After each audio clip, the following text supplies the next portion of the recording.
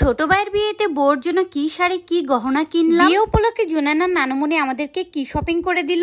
Star হোটেলে চলে এসেছি সকাল সকাল। আসসালামু আলাইকুম, হ্যালো এভরিওয়ান, সবাই কেমন আছেন? অনেকদিন পরে আমার ভালোবাসার মানুষদের কাছে পেয়েছি, তার জন্য আমি এত খুশি। সকালে একদমই নাস্তা করে বের হতে পারিনি, কারণ এর আগের দিন রাতে আত্মীয় স্বজনদের জন্য এত মার্কেট করেছে, যা দেখতে দেখতে প্রায় রাতে 3টা বেজে গেছে। তাই ঘুম থেকে উঠতে একটু লেট হয়েছে, নাস্তা আর বানাতেও পারিনি, খেতেও পারিনি। ওইদিকে দুপুর হয়ে গেছে, তাই একেবারে লাঞ্চ করে শাড়ি কিনতে চলে এসেছি। শাড়ি কিনতে যেয়ে সারাটা দিন শেষ করে ফেলেছে হাঁটতে হাঁটতে। কারণ হলো ভাই, অনলাইনে এখন জিম্মিচু শাড়িগুলো প্রচুর পরিমাণে ভাইরাল, আর ওই শাড়িগুলো দেখতে এত বেশি সুন্দর, ওইগুলোই সারাদিন খুঁজতে খুঁজতে পার করে ফেলেছি। তারপরে খুঁজতে খুঁজতে যখন পেয়েছি, তখন সামনে থেকে দেখার পরে ভালোই লাগছিল, কিন্তু একটাই সমস্যা, শাড়িটা একটু পাতলা ছিল, শরীর দেখা যাবে, তার জন্য আর নেই নাই। যদি এই প্রবলেমটা না হতো তাহলে অবশ্যই ওই শাড়িটাই নিতাম। মিনিটের ভিতরে মনটা ভেঙে চুরমার হয়ে গেল, তারপরে কনফিউজ হয়ে গেলাম আসলে কোন শাড়িটা নিব।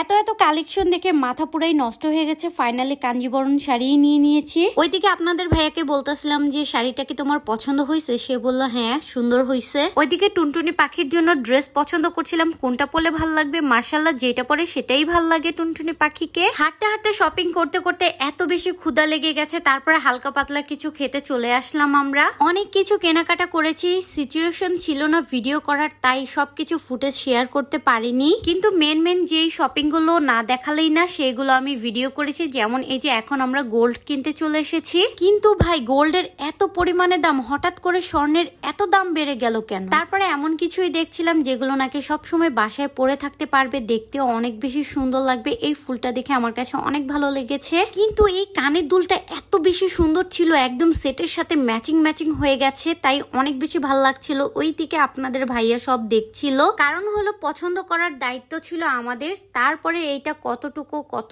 দাম সবকিছু ডিল করবে আপনাদের ভাইয়া। 21 ক্যারেটের গোল্ডের দামটা একটু কম ছিল, 22 ক্যারেটেরটা একটু বেশি, কিন্তু আমরা 22 ক্যারেটেরটাই নিয়েছি, যেহেতু এগুলো সবসময় পরবে, রাফ ইউজ করবে, তার জন্য একটু ভালো মানের গুলোই নিলাম। সারাদিন মার্কেটে ঘুরতে ঘুরতে ফেসের কি অবস্থা হয়ে গেছে আমার। কিন্তু এই সবটাতে অনেক কালেকশন ছিল, তার মধ্যে আমার কাছে এটা ভালো লেগেছে, তাই আমি এটা নিয়েছি। আংটি আমরা আগেই কিনে ফেলেছি। এইদিকে আমার টুনটুনি পাখি অনেক টায়ার্ড হয়ে গেছে, এখন পাঞ্জাবি কিনে আমরা বাসায় চলে যাব। সকাল 9টায় বাসা থেকে বের হয়েছে, এখন রাত 10টা বাজে। ফাইনালি বাসায় চলে এসেছি। টুকটাক করে একটু করে আপনাদেরকে দেখাই কি কেনাকাটা করেছি। আমার কাছে যে ব্যাগগুলো ছিল শুধুমাত্র সেই ব্যাগের জিনিসগুলোই দেখাচ্ছি। আরেকটা ব্যাগ আছে যেটা আমার ভাইয়ের কাছে, ও এখনো বাসায় পৌঁছায় নাই। শুধুমাত্র একটা ব্যাগেরই কাপড় চোপড় দেখাচ্ছি, কারণ এত এনার্জি কাজ করছে না, সারাদিন ঘুরতে ঘুরতে পুরো পাগল হয়ে গিয়েছি। বললাম যে দুই বউ ম্যাচিং কেনাকাটা করো, বিয়ের দিন পরলে দুইজনকে অনেক বেশি সুন্দর লাগবে। না, বড়টা বললে না আপু আমি তোমার সাথে ম্যাচিং করে পরবো। আর এগুলো ছিল আমাদের হলুদের শাড়ি, সবাই